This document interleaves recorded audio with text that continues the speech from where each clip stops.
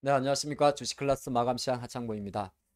우리가 10월 1일장을 시작을 할 때 이런 이야기를 좀 했던 것 같아요. 10월에 어느 정도 바닥을 형성했고 또 어떻게 보게 되면 10월이 상당히권 변곡점이 될 수 있지 않을까 그런 이야기를 많이 했는데 11월 달 여러분들이 어떻게 느꼈는지 모르겠지만 오늘이 이제 마지막 거래일이었습니다. 그래서 제가 7.8% 상승한 코스피라고 적어둔 것은 종합주가지수가 월간 기준으로 코스피 시장이죠.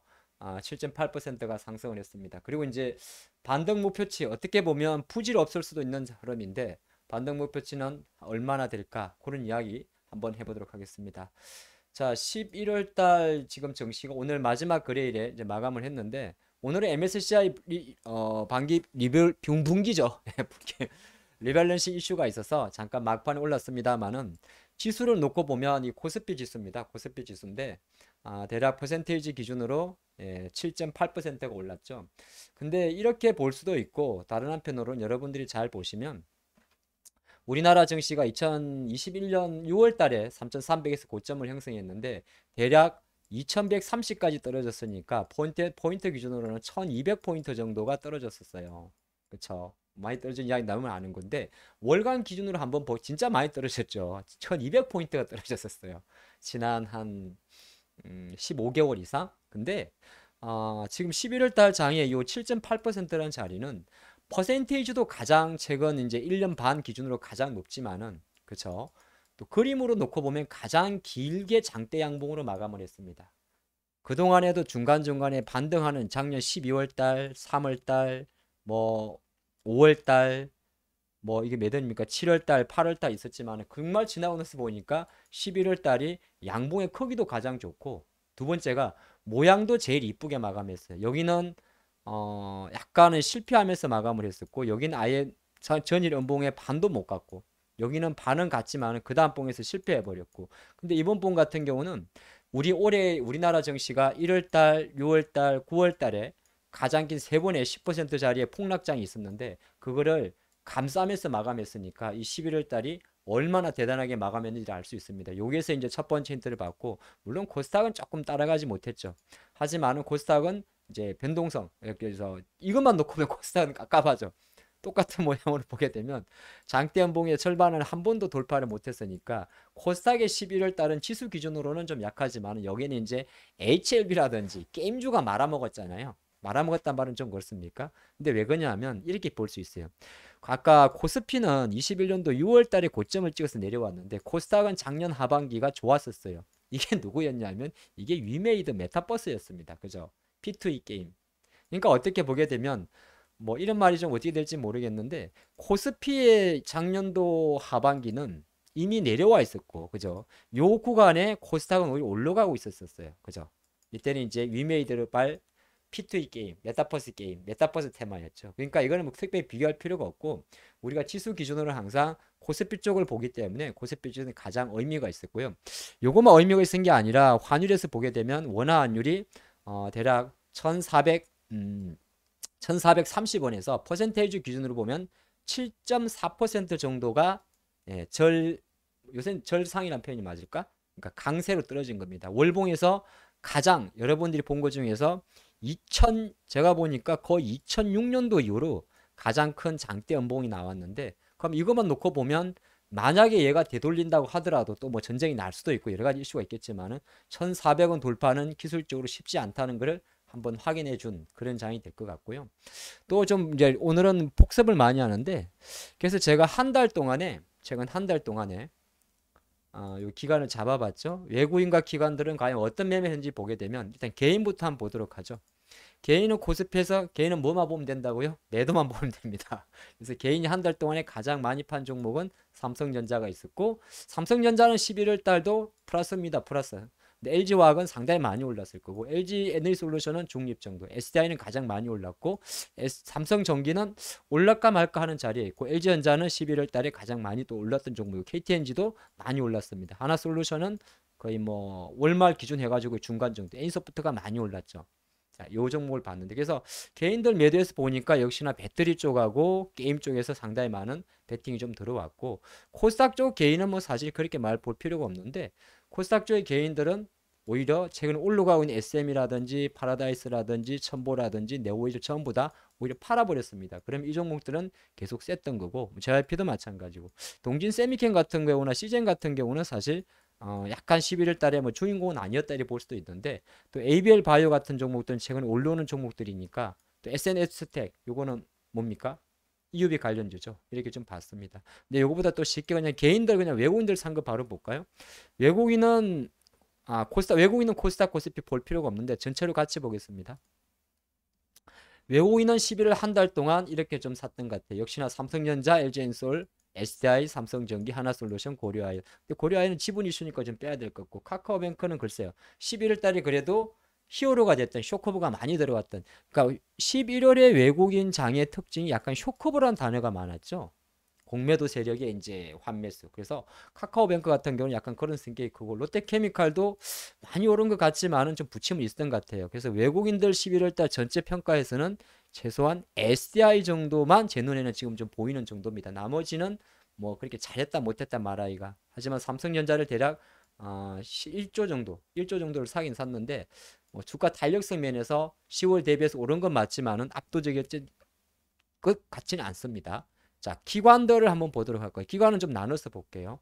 기관은 코스피 쪽에서는 ETF는 제가 어저께도 말씀 뺍니다. 기관도 역시나 삼성전자. 근데 11월장 기준으로 가장 기관의 히어로 종목은 포스코 홀딩스가 아니었을까? LG화학이 아니었을까? 이렇게 좀 자평을 해볼 수 있을 것 같고 또 LG전자, 로템까지.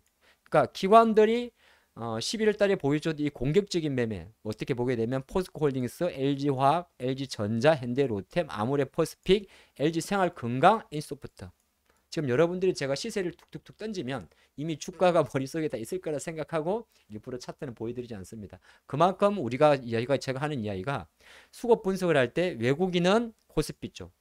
근데 그보다 더 심플할 때는 기관 코스피 종목이 오히려 빠를 수도 있습니다. 그리고 조금 더 좁혀서 기관 코스닥 종목까지 넘어가면 훨씬 더 수익률 측면에서 이 친구들이 뭘 했는지를 알 수 있고 자, 아프리카 TV도 많이 올랐던 11월 달 중심에 있던 종목이죠. 이것도 이제 물론 개별 재료도 있었어요.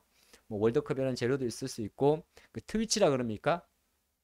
트위치 맞죠? 트위치의 어떤 또 퇴출 이슈도 있었고 자, 동진세미캠도 지금은 주춤하지만은 EUV 관련해서 많이 올랐고 ABL 바이오는 이제 살살 움직이는 바이오 상강 MT나 이 CS 윈드 같은 풍력이나 태양 풍력 쪽은 여전히 좀 견조한 우리가 말하는 신재생 에너지 중에서 상당히 견조한 태양광 쪽이 주춤한 거에 비해서 이 풍력 쪽 상감 MNT나 CS 윈드는 언제든지 눌리면 좀 봐야 될 것 같고 성강밴드 태강절이 포진되어 있는 피팅 밸브 강관 업체들은 여전히 기관들의 사랑을 좀 많이 받았던 그 회사입니다. 그리고 레고캠 바이오도 최근 ABLB 바이오와 마찬가지로 두 종목 정도가 계속 좀 눈에 밟히고 자 피해 거짓의 네오이즈 같은 경우도 마찬가지일 것 같고요. 테스나도 참 많이 올랐던 11월 달 중에 하나인데 지금은 조금 부담스러울 것 같고요.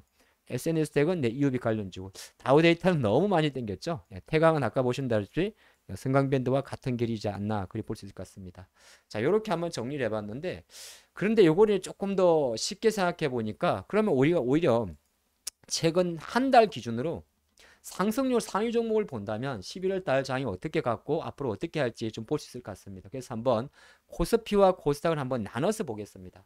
보게 되면 코스피 쪽에서는 이제 요거는 뭐냐 하면 최근 11월 왜 13일로 잡았냐 하면 코스피의 최근 단기 저점을 형성했던 날짜를 잡았습니다. 10월 13일 이후 한 달 반 동안 상승률을 보니까 가장 많이 오른 게 경동 인베스트먼트 300. 근데 너무 변동성이 크라든지 우리가 말해서 어떤 섹터로 몰리는 걸 분석하기가 어려운 섹터는 좀 빼겠습니다. 빼고 있고. 자, 그렇게 보게 되면 확실히 코론 글로벌 관련주가 있었으니까 역시나 네옴시티 관련주들이 뭐 더블 가장 11월 달에 주목을 했고 앞으로도 아마 마찬가지 아닐까요? 밑에 좀 보니까 현대건설기계 있습니다. 그만큼 현대건설기계처럼 이런 중장기 인프라 관련주들이 많이 올랐었고요. 메리츠 금융지주는 빽찍길게요. 그렇죠. 개별이니까 현대 두산 인프라코어와 현대건설기계에서 그만큼 전력 인프라, 송배전 인프라 이런 관련주들이 많이 올랐었던 것 같습니다. 많이 올랐었고 근데 오늘 약간 근데 11월이 마감하면서 어느 정도의 탄력성 둔화가 좀 느껴졌었어요. 이거 참조하시고 조금 시간 되더라도 저 하겠습니다. 그리고 밑에 종목 조금 더 보면 한 칸만 더 넘겨봤더니 봅시다. 여기서 보면 대창단조 이것도 상당히 좀 많이 올랐던 종목이죠. 대부분 뭐 음, 네옴도 CG와도 관련이 높을 거고 효성중공업 전력인프라 관련주 그렇죠. 역시나 전력인프라 쪽이 상당히 강했다는 걸 볼 수 있고 뭐 금강공업 이런 금강공업 삼목 S폼 이런 종목도 약간 변동성 컸습니다만은 이런 종목도 그래서 코스피 쪽에서는 확실히 약간 뭐 중장비 건설 인프라 전력 이쪽이 좀 많이 올랐던 것 같아요. 지금 요 종목들이 대부분 상승률 50% 이상짜리만 보고 있습니다. 더 보게 되면 더 많아요. 자, 코스닥 쪽으로 조금 가게 되면 코스닥은 더 뭐 이렇게 볼 수가 있겠요. 약간 워낙 개별주라 좀 공통점 찾기가 좀 그런데 지에논 에너지 같은 경우가 좀 많이 올랐던 종목이고 다우데이터 아까 봤고요. 미스터블루라는 종목이 상승을 하면서 그만큼 이제 11월 이후에 웹툰 관련 기업들의 주가가 레몽레인 관련해서 많이 포착이 됐던 것 같습니다. 그리고 이번 중반 이후에 많이 시장에서 화두가 된 게 유라테크처럼 어떻게 보게 되면 대부분 이제 무선 충전 관련 이슈가 최근에 좀 화두가 됐었는데 탄력성 측면에서는 앞으로 추가적으로 치고 가기는 조금 어렵지 않을까 그리 보고 밑에 진성 TC가 있는 것처럼 아까 송배전 현대건설 같은 그런 쪽은 되게 좋았다 그리 볼 수 있습니다.